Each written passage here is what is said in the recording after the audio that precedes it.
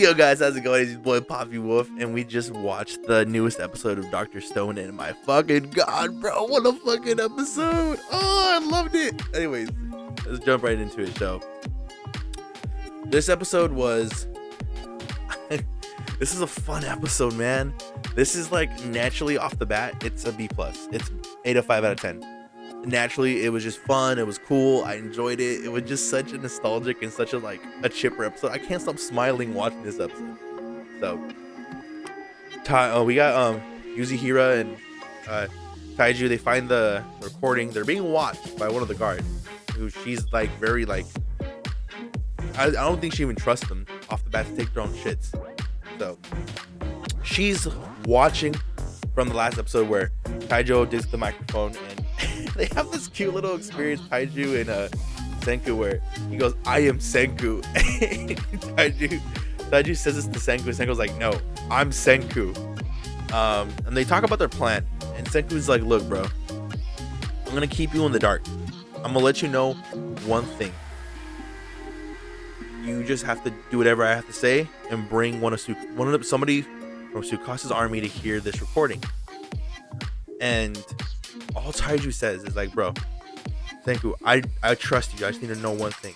Does this plan that you're doing make sure that we fight a fight with no bloodshed?" And he says, "Yep." He goes, "That's all I need to hear." Bro, Taiju's devotion to Senku is disgusting. It's disgusting. Like, homeboy would literally just jump off a cliff if Senku said, "You're not gonna, like, not even if you're not gonna die, but if he just told him, you're gonna jump off this cliff, and once you're done, I need you to swim over there." His whole thing is, am I gonna survive or not? It's, all right, so how fast do I need to get there? That's all he would say to Senku is, how fast do I need to get there? And if I get there, what do I do next? That's all. I'm not talking, not communicating. You and him have this kind of relationship where he'll drop a dime for you and pick it up. And it just goes to show, like, that we forget, like, from episode 1 to now, is like, Taiju was Senku's best friend. The only person that Senku could ever really like not only test experiments on, but someone who was just there for him in the you know, in the hardest of times.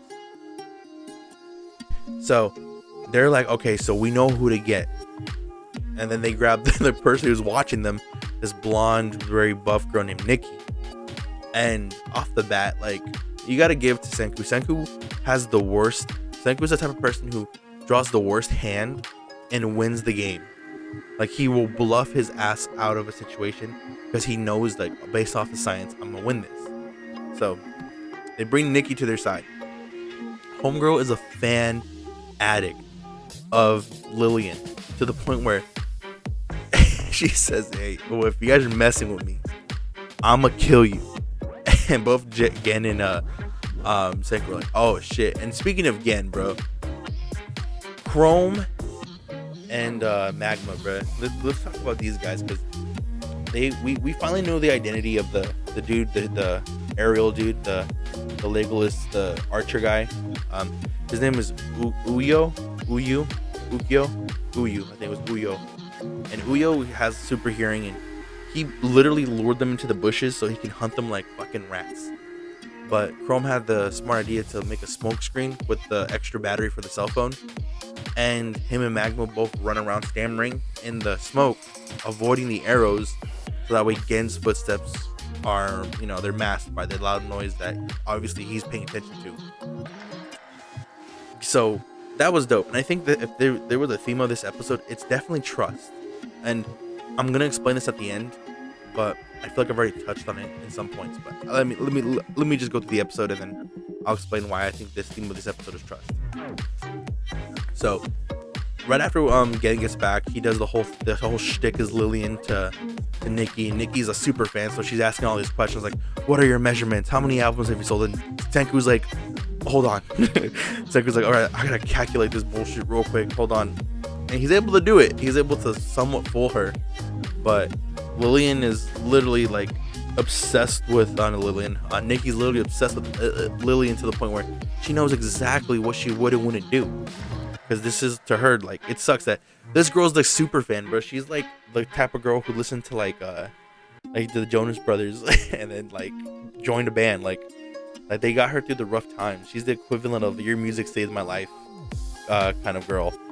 And it's just hard because you're like, damn, like how are they gonna trick her? How like she's gonna fucking destroy them if she finds out they're faking it. And like Senku's like, bruh, I had to get the one person in the world who was like a super fan, right? And Senku just says, you know what, fuck the games, bro. Like I'm gonna be real with you. Hear the song. This is the last recording of Lillian, and it brings this girl back to like when she went to the concert and when she was able to feel like a girl because she was always very manly. Like it was just so sweet.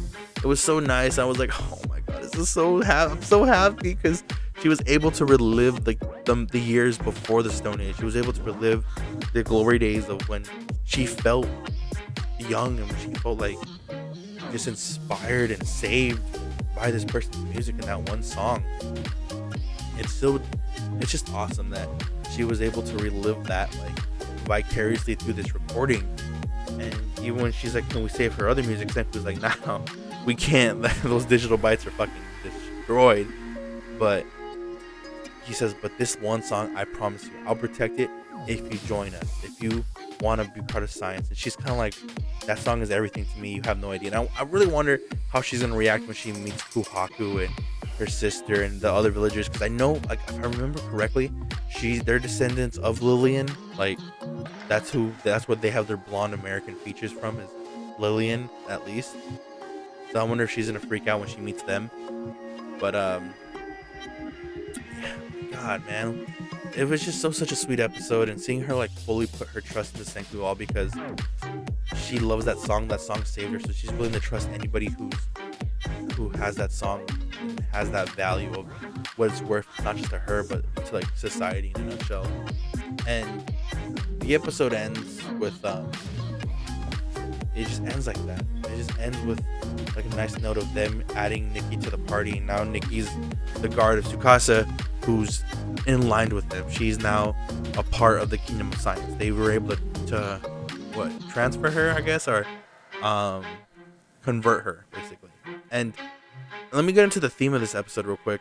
So it just seems like trust is the biggest theme, because we see from Tsukasa and not Tsukasa, but we see from Taiju and Senku, or Chrome and Magma and Gen, or even just with Nikki and Senku, like these people are betting their lives for the other person.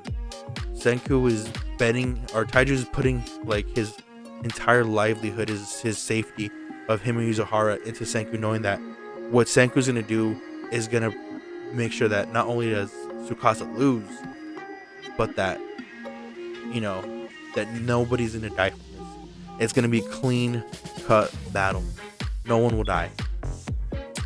And then with Magma and Chrome, who literally put their life on the line, distracting, being bait for Ugo or Uzo or Uhio, I think was his name, the listener dude. So that way, Gan can get back to the Kingdom of Science and do what he has to do in order for him to win the bloodless war. And even when Nikki hears this and she goes like, Senku goes, yeah, I won't be able to bring back any of the songs, but I will be sure to protect this one song for you.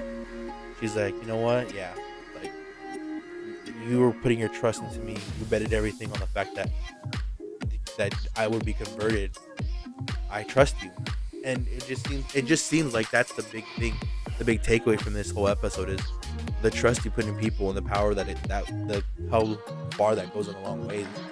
And it's just so nice to see that it can obviously be the reason why like Tsukasa can't beat Senku as well. Not just the fact that these people are cunning enough, or they're strong enough, or they're like they have like Batman-like abilities with Senku out here, fucking Senku Wayne, but the trust that they have in each other, the trust they have in people, society, science alone is the reason why they're gonna win. Tsukasa trusts his muscles and his might, but that doesn't, like, relationships and bonds are what you should be trusting. And it's just so cool that they've put their trust blindly to friends and strangers, and how just the sorry recording cut off, but like I was saying, it's just so cool that the trust is the reason why these people are gonna win, and how like trust and relationships and bonds are really what help motivate people and even just stop a war at this point. Like, it's the reason why they're gonna win, like I said before. But another fun thing too is I love the visual of Nikki ripping off her wool coat and then exposing her like her clothes underneath, in the sense of that's her way of saying like I'm no longer an ally of Tsukasa, I'm an ally of Senku. I'm wearing the bare minimum, the what do you call it? The hide of an animal instead of the coat of an animal. That represents like the primality of Tsukasa, who wears like the lion fur and all this. While with Senku, they just wear the bare minimum. They wear the hide, they wear the slick clothing. They wear enough to basically not be so primal, but in a sense move towards this idea of simplicity and science. And it's just so awesome, man. Like, I love this episode. And anyways, guys, we're gonna end it here. Like I said, it was a B plus. I cannot wait for the next episode, bro. I'm still so smiley from it, dude. It's such a feel good episode.